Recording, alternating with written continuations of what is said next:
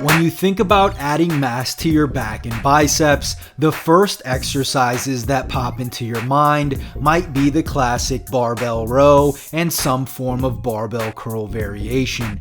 And although these are highly effective exercises that will get the job done, it's definitely possible to build a massive back and well-developed biceps with nothing more than a set of dumbbells.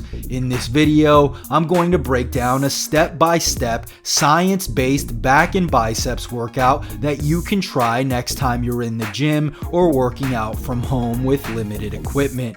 Not only that, but I'm also going to include a few simple strategies you can implement to make each exercise a bit more effective. So, without further ado, let's jump right in. Exercise number 1, one arm low row, 4 sets, 8 reps. The one arm low row is simply a dumbbell row variation that places a bit more emphasis on the lats. Traditionally, we'd use vertical pulling exercises like the lat pull down in order to focus more on the lats, while horizontal pulling exercises like a barbell row are done to hit more of the traps and rhomboids. That said, one study by Lehman and colleagues compared a wide grip pull down, a reverse grip pull down, and 2 seated row variations. Although each one of these exercises did do a great job of hitting the lats, the wide grip pull down and seated row variations produced the greatest lat and biceps activation. In other words, it is possible to effectively train the lats without performing pull-ups or having access to a lat pull down machine. And because one of the main functions of the lats is shoulder extension or bringing the arm down toward the body, the one arm low row is a great way to target the lats when you're limited on equipment. To perform this effectively, act as if someone is pulling your elbow with a string towards your hip on the same side, and make sure you're focusing on the mind-muscle connection by consciously contracting the lats at the top of the movement. Exercise number 2, chest supported wide grip dumbbell row, 4 sets, 10 reps. Now that we've emphasized the lats, it's time to focus a bit more on the mid-upper back. Typically, we'd include something like a barbell row in order to achieve this. That said, since we're limited on equipment, we'll be incorporating a chest-supported wide grip dumbbell row. Not only will rowing with your elbows flared a bit target more of the mid-upper back, but having your chest supported with the bench will allow you to place less strain on your low back. One study published in the Journal of Strength and Conditioning Research compared the inverted row, the barbell row, and the one arm row. They found that the inverted row led to the highest muscle activation in both the lats and upper back.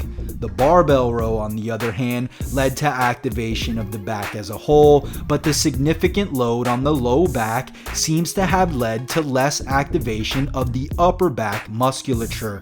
In other words, if you want to emphasize the traps and rhomboids, supporting your low back is a good idea. To perform this exercise effectively, set the bench at a 30 to 45 degree angle. Next, flare your elbows out to 45 to 60 degrees and pull the weight towards your chest rather than rowing the dumbbells towards your hips. This will ensure that you're loading the function of scapular retraction, emphasizing more of the mid-upper back. Exercise number 3, lat pull over, 3 sets, 12 reps. According to research published in the Journal of Applied Biomechanics, the lat pullover may actually activate the chest even more than the lats. This could be due to the fact that the pecs contract during the range of motion when you're bringing the dumbbell over your head and towards your body. However, the study did note that the moment arm affects the activation of the lats. In other words, you can be sure to activate more lats if you keep the dumbbell farther away from your body. This is because the lats are fully stretched under load when the dumbbell is extended over your head. And according to landmark research, research examining the mechanisms of muscle growth, we know that a stretch under load leads to more muscle damage, which is why I recommend emphasizing the lowering portion of the lat pullover to hit more of the lats. By slowly lowering the dumbbell behind us, we can achieve a greater stretch, resulting in greater muscle gains. Exercise number 4, dumbbell shrugs, 3 sets, 12 reps. One 2008 study comparing 5 different exercises found that the shrug resulted in the greatest upper trap activation. And while EMG research suggests that the traditional barbell shrugs actually don't activate the traps nearly as much as you think, it has been shown that having your arms in a degree of abduction rather than directly at your sides does lead to a greater degree of upper trap activation. This is why I recommend that you place the dumbbells somewhere in between, directly in front and directly to the sides of your body. Another change you can make is to shrug both up and back. That's because this activates the upper traps as well as the mid traps, since scapular retraction is a major function of the traps as a whole. Exercise number 5, concentration curl with negatives, 3 sets, 10 reps.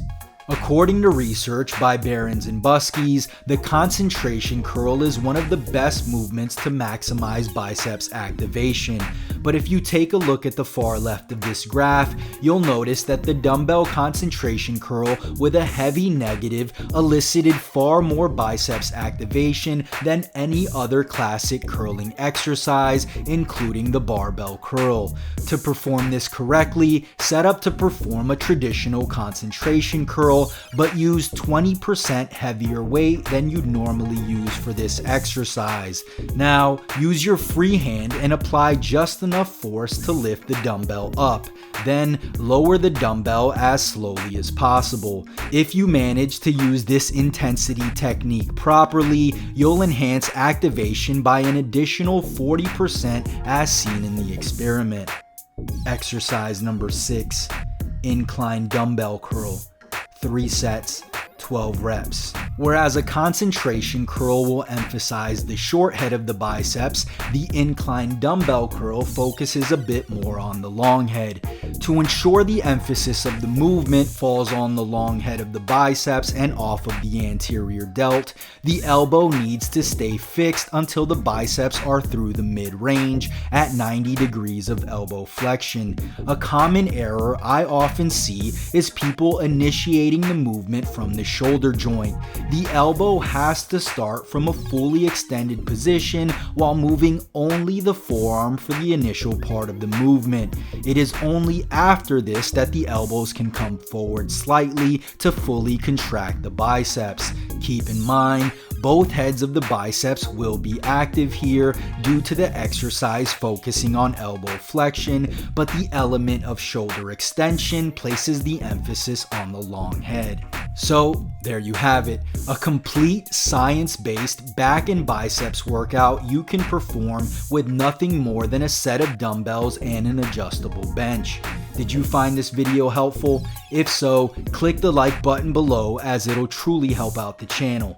Also, if you're looking to take your workouts to the next level, grab a bottle of my science-based pre-workout supplement, Turbocharged. Packed with scientifically proven ingredients, all clinically dosed, you'll experience all the performance benefits without the jitters or crash. If you want to learn more, head over to musclemonsters.com/supplements or click the link in the description. And if you haven't already, make sure you subscribe for more videos and don't forget to turn on post notifications so you don't miss the next one.